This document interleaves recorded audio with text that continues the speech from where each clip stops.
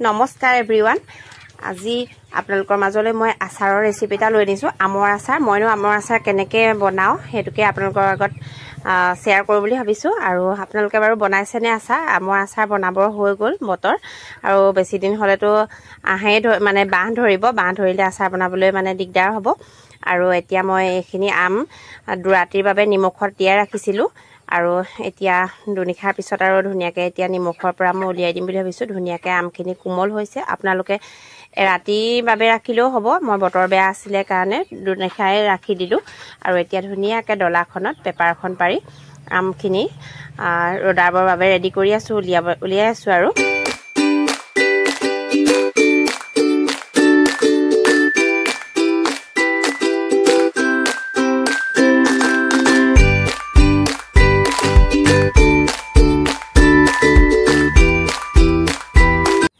আৰু আমখিনি মই ধুনিয়াকে বহলকৈ ডলাখনত মেলি লৈছো আৰু এইখিনি মই এতিয়া একো নহনাকে ধুনিয়াকে ৰদাই লম আৰু লগতে লৈছো জাতি জলকীয়া দুটামান আৰু দুটামান ভোট জলকীয়া পকা জলকীয়া এইগিটা আছিল মোৰ ওচৰত আৰু এইখিনি এতিয়া মই ৰদাই পিনি অলপ সময় ৰদাই পানীটো টুকাৰ পিছত মানে পানীটো ৰদে হুহাৰ পিছত নিমখ হালধি আকৌ হানিছো নিমখ বহুত বেছি পৰিমাণে নাই দিয়া কাৰণ মই নিমখত আমখিনি তিয়াই ৰাখিছিলো এতিয়া ধুনিয়াকে অলপ নিমখ আৰু হালধি ধুনিয়াকে এতিয়া ছটিয়াই লৈ আৰু এতিয়া ধুনিয়াকে মিক্স আপ কৰিম আৰু মিক্স আপ কৰি হাতেৰে ধুনিয়াকৈ হানি আকৌ ৰদামগৈ আচাৰ বনোৱা পদ্ধতি সকলোৰে বেলেগ বেলেগ কিছুমানে বেলেগ বেলেগ পদ্ধতিৰে ৰাখে আৰু কিছুমানে বইল কৰিও দি ৰাখে আচাৰ কৰিবৰ বাবে মই কেতিয়াবা বইল কৰিও বনাও বাৰু আৰু এতিয়া যেহেতু মই নিমখতে তিয়াই ৰাখিছো দুদিন আৰু এনেকৈ আজি খিনি বনাও বুলি ভাবিছো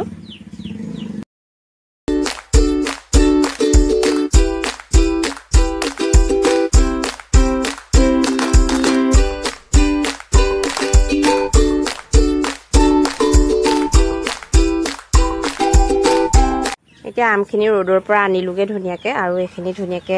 পানীখিনি হুকালে আৰু ধুনিয়াকে ইয়াতকে আৰু হুকাব নালাগে বেছি হুকাই গলো আমখিনি মানে আচাৰখিনি দেখাবলৈ বেয়া হয় টান হয় আৰু জলকীয়াখিনিও হুকালে এইখিনিও মই ধুনিয়াকে কেঁচি এখনৰে জলকীয়াখিনি কাটি লৈছো এইখিনি মানে এখন কেঁচি মই অকল জলকীয়া কাটিবৰ বাবে লৈছো আৰু এতিয়া ধুনিয়াকে টুকুৰা জলকীয়াবোৰ কাটি লৈছো আৰু জলকীয়াখিনি কটা হৈ গল এতিয়া কেৰাহী এখন গৰম কৰি মই যিখিনি মছলা ৰেডি কৰিম কোনো ধৰণৰ পেকেট মছলা মই ৰেডি নকৰো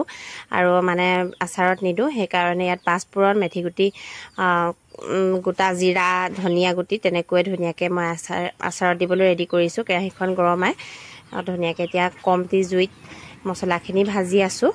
আৰু অকমান ভজাৰ সময়ত ধুনিয়াকে ভজা হোৱাৰ পিছত আৰু ঠাণ্ডা হ'বলৈ দি ধুনিয়াকে খুন্দুনাটোতে মই খুন্দি লম মছলাখিনি মিক্সিত দিলে যেহেতু বেছি পাউডাৰ হৈ যাবও পাৰে সেইকাৰণে অকমান গোটা কৰি ৰাখিম বুলি ভাবিছো সেইকাৰণে এনেকৈ খুন্দুনাটোতে পিচি লৈছো মই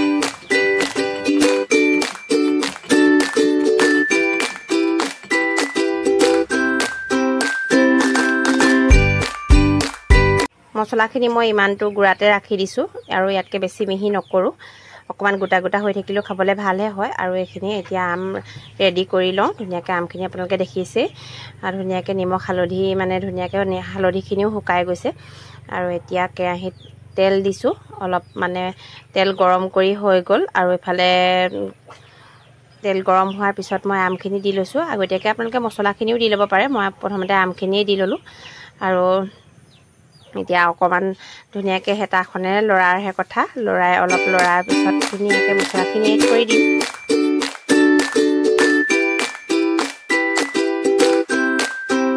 আৰু মই পিছি লোৱা মছলাখিনিও ধুনিয়াকে দি ললো আৰু অকমান চেনি দি লৈছো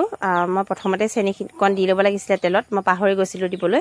আৰু সেইকাৰণে চেনি অকমান এতিয়া দি লৈছো তেতিয়া মানে আচাৰৰ কালাৰটো বহুত ধুনীয়া হয় আৰু খাবলৈও বহুত ভাল হয় এতিয়া মই আৰু লগতে ৰেড চিলি পাউডাৰ দিছো অলপ দিছো কালাৰটোৰ কাৰণে আৰু সকলো মছলা দিয়াৰ পিছত মই ধুনীয়াকে কাটি লোৱা মানে জলকীয়াখিনিও দি দিছো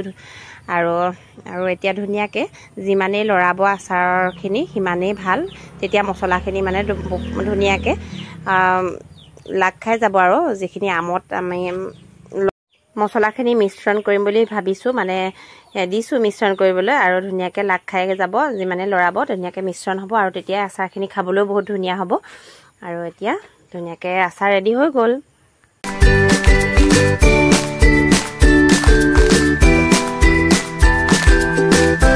আৰু আচাৰ ৰেডি কৰোঁতেও মই ধুনীয়াকৈ বৈয়াম কোনটো বৈয়ামত ভৰাম সেইখিনিও আগতেই চিন্তা কৰি থওঁ। সেইকাৰণে ধুনীয়াকৈ চিচাৰৰ বৈয়াম এটা লৈ ধুনীয়াকৈ ধুই পখালি শুকুৱাই থৈছিলোঁ। আৰু এতিয়া এইখিনি আচাৰ আমৰ আচাৰ ৰেডি হৈ গ'ল। বৈয়ামখিনিত থাকিও এইখিনি আচাৰ থাকি গ'ল। আৰু আচাৰখিনি আপোনালোকে খাবলৈ টেষ্টি হ'ব নিচিনা লাগিছেনে? ভিডিঅ'টো কেনেকুৱা পালে জনাব, মৰম দি যাব আৰু চেনেলটো ছাবস্ক্ৰাইব কৰি ৰাখিব নতুন নতুন ভিডিঅ' পাই থাকিবলৈ। আৰু আজিলৈ আহিছোঁ, বাই বাই। আকৌ এটা ভিডিঅ'ৰ সৈতে পুনৰ লগ পাম, বাই বাই।